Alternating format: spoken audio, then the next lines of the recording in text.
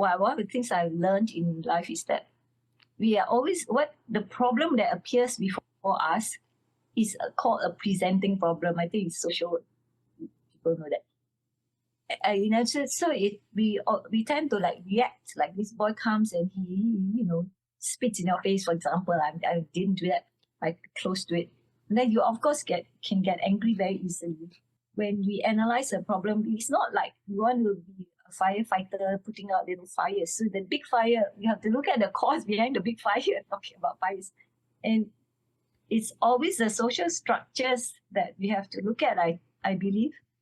And that's the hardest, what to do about the structures and also who's the one with the power to make the changes. Down there, we are quite powerless. And then you get into that arena of the decision making, the power makers. But I think you have to get to the root cause and tackle it at that level. So as they say, right, give a man a fish he eats for a day. You have to teach him to fish.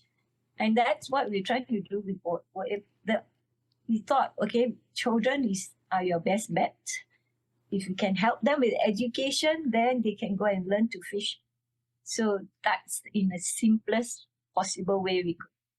Does that maybe mean there's some kind of self-help, that Bukit Ho Swee used to have in the kampong, right? That kampong spirit and gotong royong, some kind of self-help and not to be so dependent.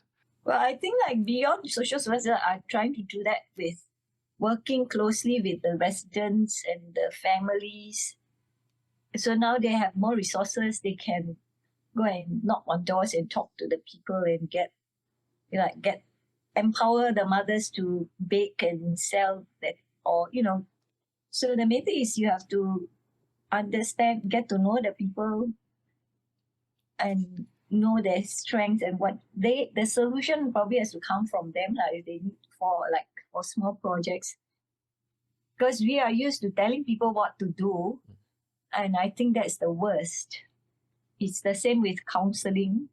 The old way was you try and give advice and work out a solution. Then they go home and they don't do it because it's your advice, it's your solution. So you have to listen first and then let them come up with the solution. And that's the best I can think of.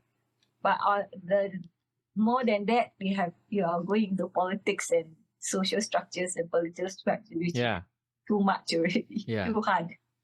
Yeah. And I think the people up there, if they will take the trouble to talk to the people below and find out the reality of the situation without feeling threatened or being, when people criticize or point out errors, the thing is the authorities then, if they react by feeling like they have to defend their position, then that's the end of it. So we need openness and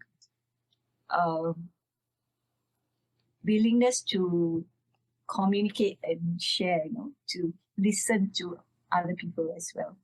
Yeah, I mean, if you try and create a utopia or, think of an ideal, it's too much already. It's too overwhelming. But then you have to, first of all, you have to be there and know help to understand or learn, what's the situation, and then do little things with how shall we call it?